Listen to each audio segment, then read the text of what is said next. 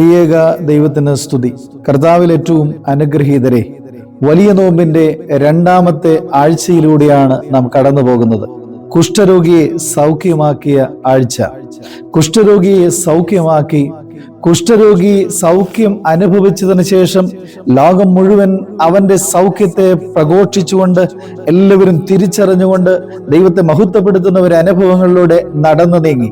എന്നാൽ ഈ അത്ഭുതം കഴിഞ്ഞ് അവസാനം നാം കാണുന്നത് യേശു തമ്പുരാൻ നിർജ്ജന പ്രദേശത്ത് വാങ്ങിപ്പോയി പ്രാർത്ഥിച്ചുകൊണ്ടിരുന്നു എന്നതാണ്. യേശു തമ്പുരാന്റെ ജീവിതം നാം പഠിക്കുമ്പോൾ നമുക്ക് കാണുവാൻ സാധിക്കുന്നത്, തന്റെ ജീവിതം ആരംഭിക്കുന്നത് പ്രാർത്ഥനയിലൂടെയാണ്. നിരന്തരമായ ദൈവിക സംസർഗത്തിലൂടെ നടന്നു പോകുന്ന ഒരു അനുഭവം. ഏറ്റവും അധികം ഇഷ്ടപ്പെടുന്നത് ഏകാന്തതയാണ്. ആരുമില്ലാതെ ദൈവസന്നിധിയിൽ, ദൈവ സംസർഗത്തിൽ ഇരിക്കുന്ന ഒരു അനുഭവം. 40 ദിവസം ദൈവസന്നിധിയിൽ ഇരിക്കുമ്പോൾ ദൈവത്തിന്റെ മാലാഖമാർ ഇറങ്ങി വന്ന് ശുശ്രൂഷിക്കുന്ന ഒരു അനുഭവം നമുക്ക് കാണുവാനായിട്ട് സാധിക്കുന്നുണ്ട്.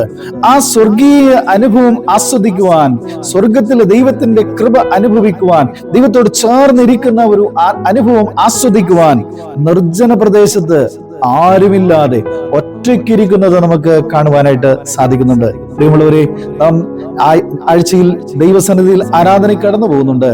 ആരാധന അർപ്പിക്കുമ്പോൾ എല്ലാവരും ഒരുമിച്ചാണ് ദൈവത്തെ ആരാധിക്കുന്നത്. മധ്യസ്ഥ പ്രാർത്ഥനയ്ക്കായിട്ട് നാം കടന്നു പോകാറുണ്ട്. കടന്നു പോകുമ്പോൾ എല്ലാവരും ഒരുമിച്ചാണ് മധ്യസ്ഥ പ്രാർത്ഥന നടത്തുന്നത്. പ്രാർത്ഥനാ യോഗങ്ങളിൽ നമ്മൾ കടന്നു പോകാറുണ്ട്. എല്ലാവരും ഒരുമിച്ചാണ് പാടുന്നത്, പ്രാർത്ഥിക്കുന്നത്, വചനം ശ്രവിക്കുന്നത്. എന്നാൽ ഏകാന്തതയിൽ ഒരുമിച്ച് ദൈവത്തോട് കൂടിയിരിക്കുവാൻ നമുക്ക് ഇടയാകുമ്പോൾ ഒരു സ്വർഗീയ ദർശനം നമുക്ക് ആസ്വദിക്കുവാനായിട്ട് ഇടയായിത്തീരും. ഒറ്റയ്ക്ക് നാം ദൈവവുമായി സംസാരിക്കുമ്പോൾ ഒരു ദൈവിക ശക്തി നമുക്ക് ആസ്വദിക്കുവാൻ, അനുഭവിക്കുവാനായിട്ട് ഇടയായിത്തീരും.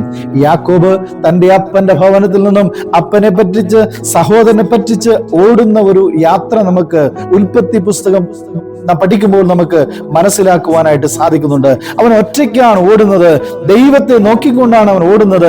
അമ്മയുടെ സഹോദരന്റെ ഭവനത്തിലേക്കാണ് അവൻ ഓടുന്നത്.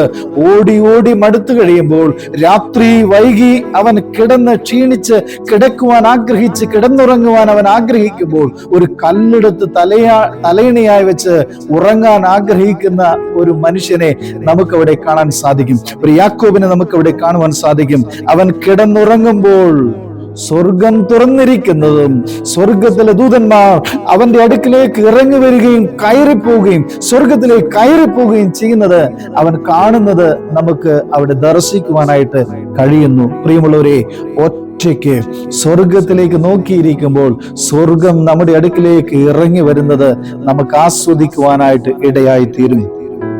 അതുകൊണ്ടാണ് നമ്മുടെ പിതാക്കന്മാർ ഏകാന്തതയിൽ മൗനമായി ദൈവസന്നിധിയിൽ ഇരിക്കുവാൻ നമ്മെ പഠിപ്പിക്കുന്നത്. മൗനമായി ദൈവസന്നിധിയിൽ ഇരിക്കുമ്പോൾ ഒരു വലിയ ദൈവിക ശക്തി നമുക്ക് ആസ്വദിക്കുവാൻ ഇടയായിത്തീരും. കാലം ചെയ്ത പൗലോസ് ദ്വിതീയംഭാവ തിരുമനസ്സുകൊണ്ട് എന്ന് ഓർമ്മപ്പെടുത്തുന്ന ഒരു അനുഭവമുണ്ട്. മാസത്തിൽ 24 മണിക്കൂർ സമയം ഞാൻ എൻ്റെ ദൈവവുമായിട്ട് എന്നും സംസാരിച്ചു കൊണ്ടിരിക്കുന്ന ഒരു അനുഭവം. അതെൻ്റെ ജീവിതത്തിൽ മുടക്കം വന്നാൽ, ഞാൻ അടുത്ത മാസം ഇരിക്കുമ്പോൾ മുടക്കം വന്ന തലേ മാസത്തെ ദിവസം കൂടെ ചേർത്ത് 2 ദിവസം ദൈവത്തോട് ചേർന്നിരിക്കുന്ന ഒരു അനുഭവം.